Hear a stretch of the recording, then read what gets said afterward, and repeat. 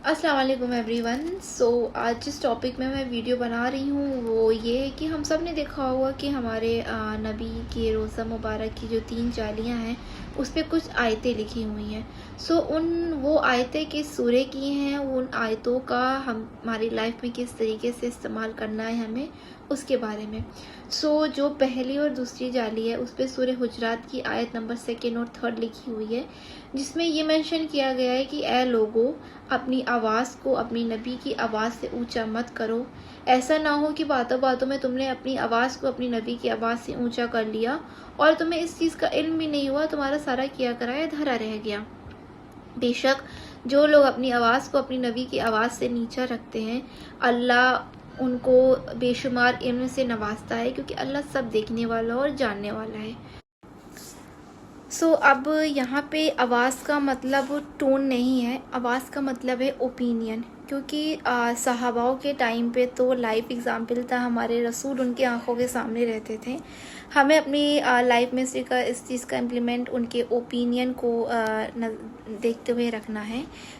For example, जैसे किन्हीं दो लोगों में किसी चीज़ का डिस्कशन हो रहा हो, फर्स्ट पर्सन कुछ और कह रहा है, सेकंड पर्सन कुछ और कह रहा है, बट किसी एक इंसान ने कह दिया कि हमारे नबी ने इरशाद फरमाया या रसूल ने इरशाद फरमाया, हमें वहाँ खामोश हो जाना है, क्योंकि नबी ने कह दिया तो बात ख़त्म, उसके आगे कुछ डिस्कशन होना ही नहीं है। बट स्टिल अगर किसी ने कह दिया नहीं मेरे कहने का मतलब ये है, दैट मीन्स हमने अपनी आवाज़ को अपनी रसूल की आवाज़ से ऊंचा कर दिया, क्योंकि हमने उनकी बात को काटा। तो हमें कोशिश करनी है कि हमें अपनी आवाज़ को अपने रसूल की आवाज़ से ऊंचा नहीं करना है। ऐसा ना हो कि हमारा किया कराया सब धरा रह जाए और हमें पता भी ना चले। Now let's come to third जाली पे सूरह अज़ाब की आयत नंबर 40 और 41 लिखी गई है, जिसमें ये मेंशन किया गया है कि जो हमारे रसूल हैं वो किसी के फादर नहीं है। He is not father of any man, he is messenger of अल्लाह। वो अल्लाह के भेजे हुए मैसेंजर हैं और अल्लाह को हर चीज़ की नॉलेज है, अल्लाह को हर चीज़ का इल्म है और हमें हर वक्त अल्लाह ही की इबादत करनी है और अल्लाह से ही मांगना है।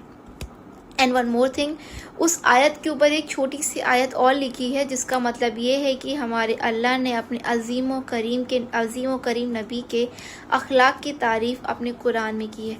बेशक ये चीज़ छुपी हुई नहीं है, हमारे कुरान में हमारे नबी की तारीफ़ की गई है।